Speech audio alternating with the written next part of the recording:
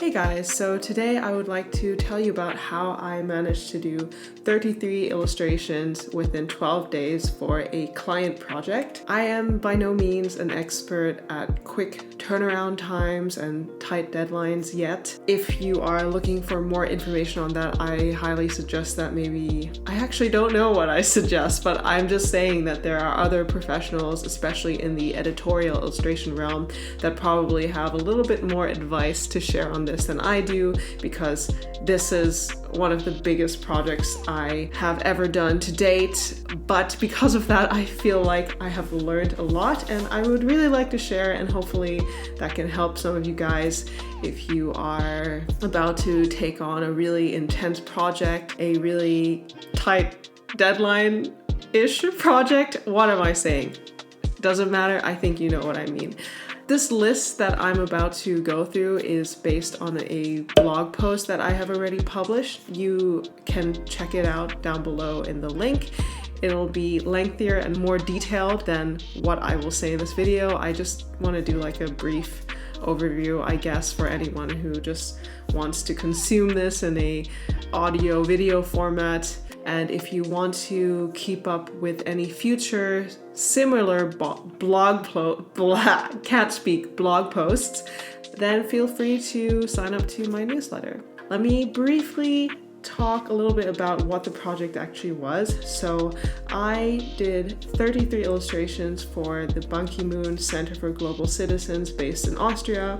You can check out some of those illustrations in the blog post as well, and I'll leave some other links, so if you want you can look at the whole project. But anyway, now let's get to the actual tips. So number one is, if it's possible for you, cut out any obligation, any extra obligations that you might otherwise have during the time of you working on the project. For instance, other part-time jobs that you have, or any kind of household task that you might have to do otherwise. For example, you could ask if you can take that week or so off. That's what I did actually. I tried out like a grocery delivery service for that time. So those are just a couple of ideas. I think this is kind of personal. It depends on what fits into your budget and what is actually possible for you. Another idea is, if you live with someone else, if you live with a loved one or family, then maybe you can ask them to help you prepare meals in that time.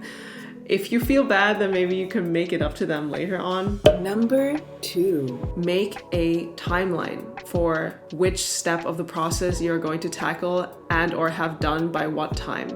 You can see that I actually had like 3 weeks of preparation time beforehand. I decided to make use of that time. So each week I would focus on a different skill that I wanted to brush up on. I understand that this kind of preparation time maybe isn't a luxury that everyone has, but I would say that as soon as you learn about the project, but then you cannot start at a certain time, I would really make use of that time to brush up on your skills and your drawing. Then when it comes to like the actual timeline of the project, here you can see I planned in when I would be receiving the prompts.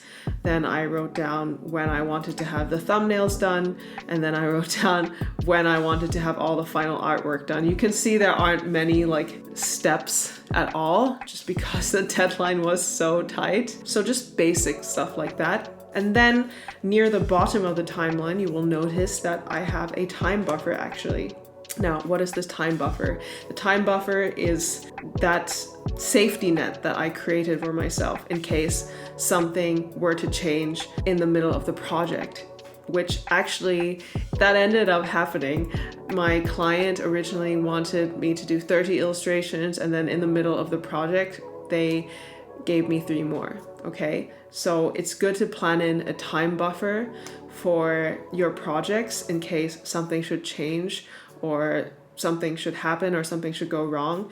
The date at the very, very bottom of this timeline is the actual deadline that the client had. It wasn't my deadline, it was the client's deadline. The date above that was my own personal timeline. And that time in between is the safety net, the time buffer. You will notice that I didn't add any mini steps in between the major steps, and I will get to that later on. I already covered the fact that I had about 3 weeks of preparation time before the actual start of the project, and this is because we got the commission like about 3 weeks prior to when the client was able to give me a more detailed brief. Like I said, my recommendation for that is to just brush up on basic drawing skills again. Another thing that you could do is you could revise your illustration process, like really write down, okay, this is how I usually finish an illustration. These are the steps that I take. And then another thing you could do is, if you already know the general topic of the project, then just practice doing thumbnails. It's not just like the physical thing, it's like the mental creative process is also a muscle that you have to train. And it was a little bit uncomfortable at first for me to do this because I had never done anything like that before, but then it got easier as I did more and more, and especially during the project, because I did like 30 thumbnails, it got easier to come up with thumbnails. But also during this preparation phase, I had come up with a couple of thumbnails that I actually ended up using in the actual project itself. So yeah, it could be a very useful time-saving hack. The next tip that I have for you is kind of basic, but also very important. But because it's kind of basic, I don't want to elaborate too much on it like I did in my blog post. But please make sure that you are still taking very good care of yourself during the project. So for example, sleeping enough, eating healthy, keeping yourself fueled in a healthy way, and finding healthy and sustainable ways to decompress when you are in the middle of a stressful situation, which the project can be very stressful. If you are in the middle of the project, it can feel like, I have to keep working on this. A lot of times, for instance, you might feel like, okay, I'm just gonna work through the night so I can get this stuff done faster. But in reality, it actually might be better just to go to sleep and be well rested so that you can wake up the next day as early as possible and then keep working when you are fueled and energized. Because when you are working late at night and you're very, very tired and very exhausted, you're not going to make good decisions. My next tip for you, and this is another pretty big tip I would say, is when you are working on the thumbnails, try to make them rather detailed. I don't know how to describe the level of detail they should be. They shouldn't be too detailed, because otherwise you're going to waste a lot of time, but they also shouldn't be not detailed at all. And the reason for this is, once that thumbnail then gets approved, you can simply blow it up to the correct size and then trace over it. And then you will have already basically drawn most of the illustration. Obviously, you have to refine it a little bit more, you have to develop it a little bit more. I mean, rather than drawing the whole thing again, you will have saved time by simply retracing things that you already drew. All right, so now we are getting to the mini steps, the micro steps that I mentioned earlier weren't in my outline, my project plan.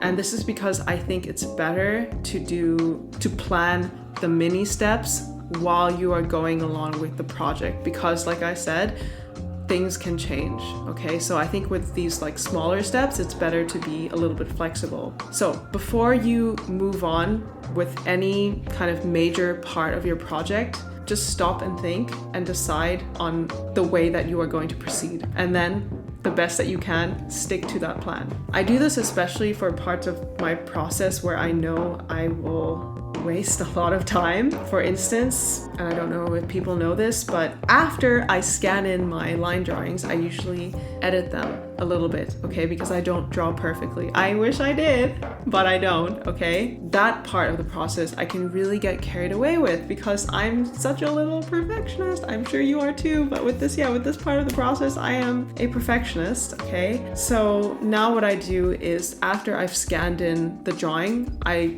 look at it once, and in one glance I decide on the things that I will edit and change in it. And I don't do anything beyond that. So yeah, make your little to-do list of the steps that you are going to proceed with before you do so, and then commit to that list and don't stray off path, because you will waste time if you do that.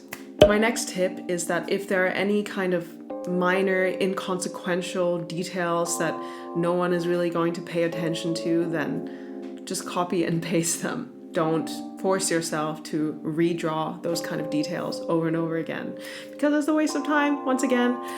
For example, in my project, there were a lot of little icons and certain letters that came up over and over and over again, so I just copy and pasted them. My next tip is colors. So you want to stick to limited color palettes.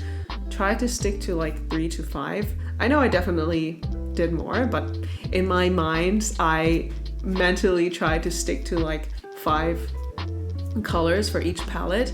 And this has 2 functions. The first is, again, it saves time because you're not trying to choose all of these different colors. And the second is that it helps your illustrations look more unified. So unless your client wants you to use more colors, stick to a limited palette. My next tip is a tip that I actually got from an illustrator called Kat O'Neill. Yeah, this was super helpful actually. But basically she told me, if you have the output illustration in mind, which by the way you should, the client should tell you what the output size of the illustration is. If you have the output size of the illustration in mind, actually throughout the entire process, make sure you have the output size of the illustration in mind, so that you're not tempted to go in at like 200, 300% and work out any kind of tiny detail that no one is going to see or care about at the end.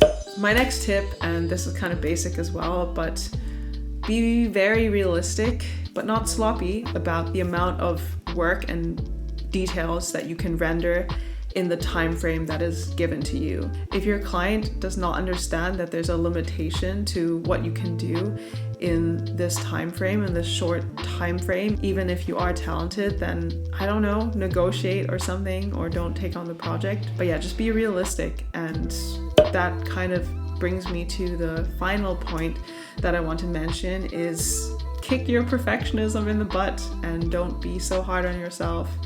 I know it can be very hard. Like I said, I'm a perfectionist. Many illustrators, many artists, actually any professional in their own field is bound to be a perfectionist. I mean, the draft stage is kind of there for a reason, right? It's there to work out all the kinks and work out all the problems. But then once you get to like the finalization stage of the illustration, of the illustrations, just try and not think so much and just do. That's actually what my mom told me one day when I was like really stressed, and I was calling her like, oh, I'm so stressed. I didn't cry, but I was like, oh, I'm so stressed.